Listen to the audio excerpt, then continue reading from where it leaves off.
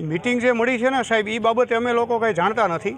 અને અમારે એક અખિલ ભારતીય કાઠી સમાજનું નાનું એવું ગ્રુપ છે, એ એમના જે આગેવાનો હતો એમની જ મિટિંગ હતી. એ બાબતે અમે લોકો કંઈ જાણતા નથી. મિટિંગમાં તમારા કાઠી ક્ષત્રિય સમાજના આગેવાનો હાજર રહ્યા હતા અને એમ કહ્યું હતું કે ક્ષત્રિય સમાજ, કાઠી ક્ષત્રિય સમાજ જે પરસોત્તમ રૂપાલાના સમર્થનમાં છે. તો આ તમારા આગેવાનો હતા કે નહોતા? ના, એ અમારા આગેવાનો કાઠી ક્ષત્રિય સમાજના આગેવાનો છે નહીં, એ એના ગ્રુપ પૂરતા ખાલી આગેવાનો છે. તો આ મિટિંગને તમે કઈ રીતે જોવો છો? આ મિટિંગને કઈ રીતે જોવું સાહેબ? આમાં જોવા જેવું કંઈ લાગતું જ નથી. 5 જણાએ ભેગા થઈને મિટિંગ બોલાવી લીધી છે, નિર્ણય લઈ લીધો છે.